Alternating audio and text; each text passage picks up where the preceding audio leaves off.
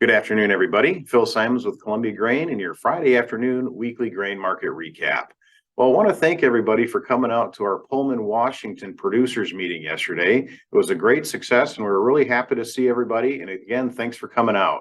Had some really great information to talk about in terms of overall contracting opportunities for grains and oil seeds and pulses as well. We actually did roll out some pretty attractive pulse prices yesterday in terms of new crop for garbanzo beans, lentils, and peas. So be sure to get a hold of your local Columbia Grain merchandiser and get some more information in terms of our new crop pricing as far as that's concerned.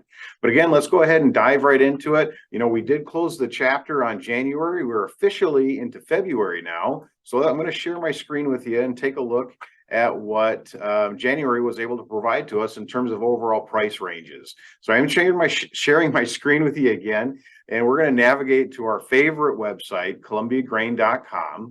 Again, that's going to take you to our home page, but on the upper right-hand corner, we can navigate to the Producer Solutions tab. And again, this is going to take you to where we house all of our pertinent information in terms of market driving news.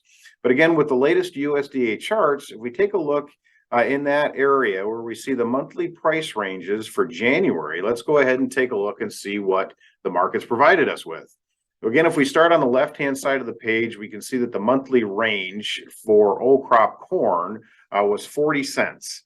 But the monthly change, we were actually only able to hold on to 2 cents of that overall range that we saw. Next up, if we take a look at old crop beans, we can see that the monthly range was big there at 83 cents, but the monthly change, we were only able to hold on to roughly 14 cents throughout the month. Next up, if we take a look at Kansas March wheat, we see that the overall monthly range, again, was very, very large at 85 cents, and the monthly change was down 2 cents when we closed the month out. Next up, when we take a look at Chicago wheat, we see the monthly range there, again, was a massive 82 cents.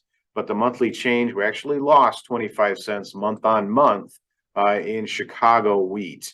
Next up, if we take a look at Minneapolis, the monthly range was 53 cents there. And then the monthly net change, we actually lost 12 cents in the Minneapolis pit. So again, just trying to emphasize and highlight the importance of getting your orders out there and working, because the volatility that we've seen really for the last year to year and a half is definitely sticking around for the time being.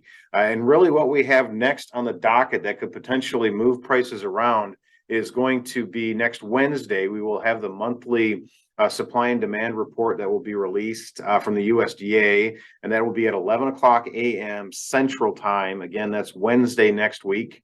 We do have some pre-report estimates on our Producer Solutions tab as well. That'll kind of give you an idea in terms of what the overall trade is potentially looking for. But really, other than that, once we get through February, the next thing to really pay attention to is going to continue to be the planting intentions report for corn and soybeans more than anything, as those two commodities really start to fight it out for potential acreage. So again, just something to keep in your forefront and get your orders out there and working to potentially take advantage of any price swings that we may be seeing. So again, get a hold of your local Columbia Grain merchandiser and get those orders out there and work in. And remember, if you can drink it, don't trade it. Have a great weekend, everybody. We'll talk with you next week.